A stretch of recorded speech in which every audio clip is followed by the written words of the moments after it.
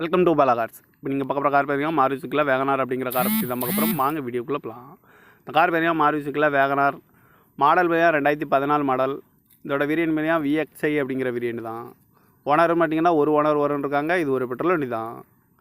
Kilometre பார்த்தீங்கன்னா 1,27,000 kilometre running ஆகிருக்கு. Company service கடவோட வண்டி இருக்காங்க.